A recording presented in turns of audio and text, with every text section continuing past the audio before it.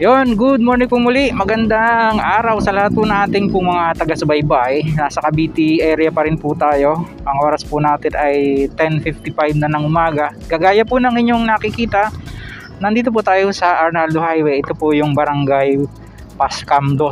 At kakanan tayo dito sa open canal or Daang Hari Extension. Dahil papasadahan po uli natin yung isa na naman pong interchange ng isa sa pinakamalaking proyekto dito po sa Luzon. Ito pong CALAX or Cavite Laguna Expressway Project.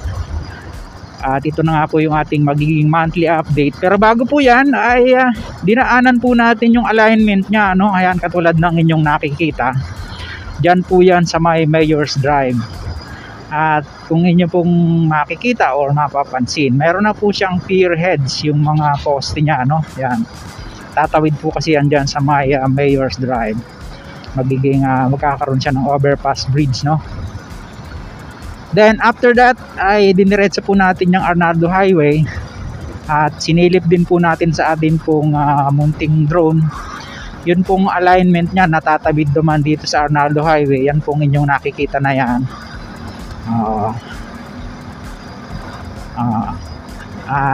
Kung mapapansin nyo, meron pong nagbubungkal, di ba? Yan, yung backhoe dyan sa unahan ng konti. Paglampas po niyang magiging overpass bridge na yan. Then eto na nga po yung highlights ng ating vlog ngayong araw. Ika-4 na araw sa buwan ng Agosto 2024. Tuloy-tuloy po natin hanggang doon sa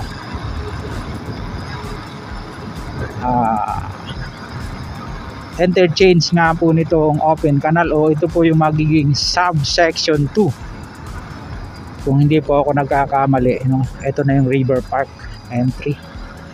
Ayun, no, natatanaw nyo na yung mga crane na yan, boom crane saka crawling crane po yata ang tawag dyan, o yung isa ay mobile crane.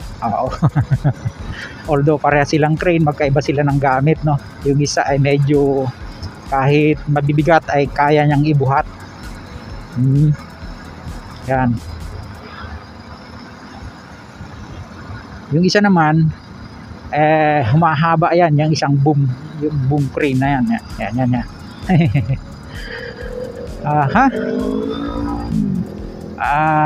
Wag nyo po sana akong lubayan, mga kabayan, dahil papasilip po natin sa inyo yung latest development nga po dito after 1 month ng ating vlog dito po sa subsection 2 ng CALAX Open Canal Interchange dito po sa may bahaging ito ng General Trias.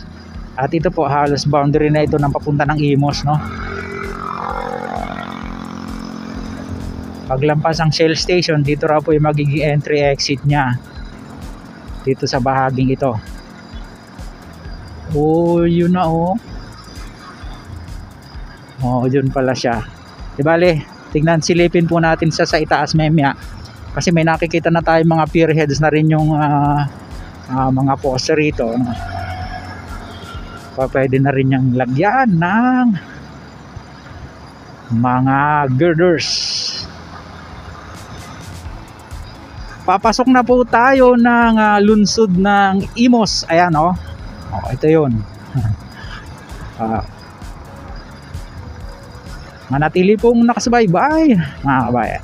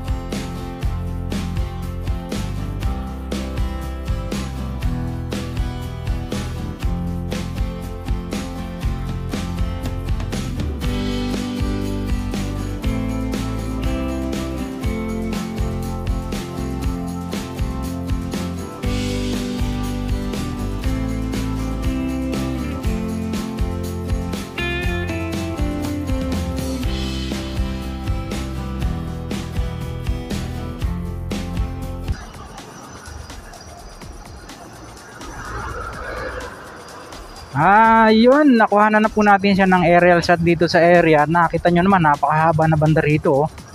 Then dito, nandito yung mga heavy equipment na kanilang ginagamit.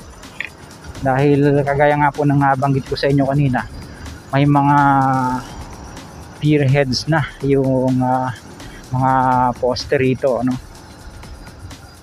At yun, yung mga imburnal na ilalagay. At kagaya po dun sa ibang area na ating pinuntahan, dito kahit linggo ay nagtatrabaho din sila, no? Ayan, no? Pubuhusan yan dito. Wow! Ito na po yung area. Pabalik na po tayo. At